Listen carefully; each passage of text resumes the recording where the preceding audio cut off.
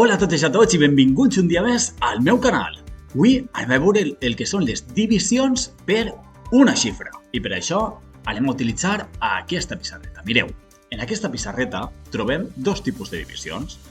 Una divisió que se diu divisió exacta i una altra divisió que se diu divisió inexacta. Val? Anem primer amb la divisió exacta.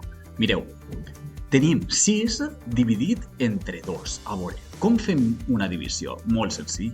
He de buscar en la taula del 2 un número que multiplicat per el 2 me dona com a resultat 6. I si busco en la taula del 2, aquest número serà el 3, perquè 2 per 6 són 3. Aleshores, aquest 3 el vaig a col·locar així baix de la caixeta del número 2. Ara, hem dit que 2 per 3 són 6, veritat? Aquest 6 de la multiplicació el col·loque baix de l'altre 6. I vaig a fer ara una resta.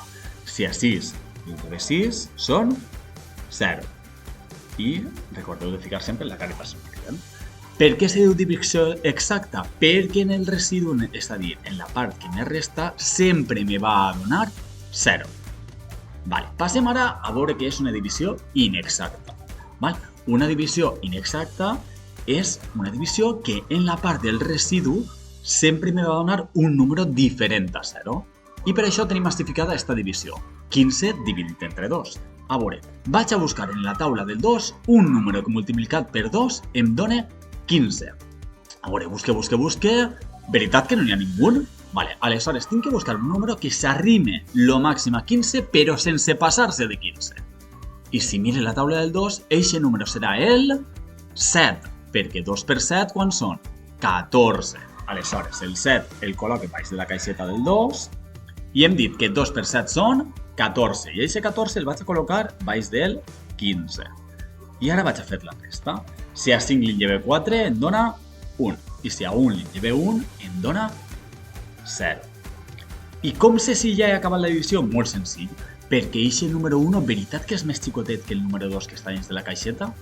Doncs si és més xicotet ja he acabat la divisió. Si fora més gran podria seguir, però com és més xicotet ja he acabat. Vale, ara anem a fer un poc més complicat. Ara, en compte d'haver a dividir per 2 xifres, anem a dividir entre 3 xifres, mireu.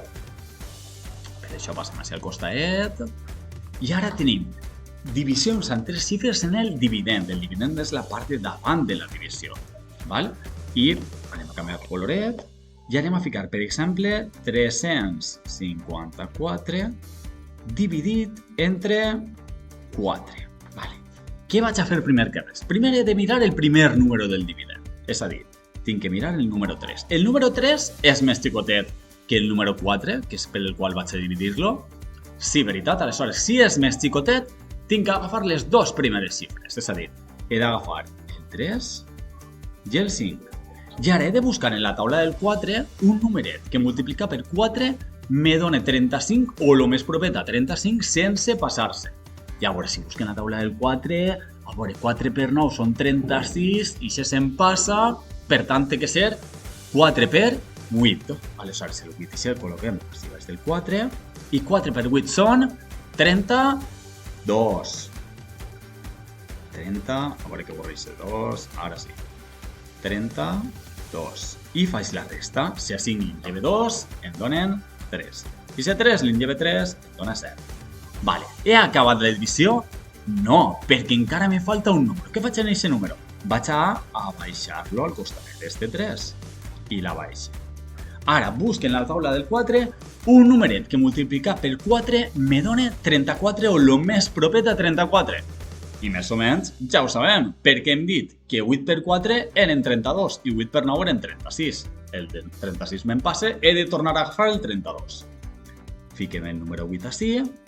8 per 4 són 32, que el col·loquem baix del 34, i fem la resta. Si a 4 li lleve 2, me queden 2.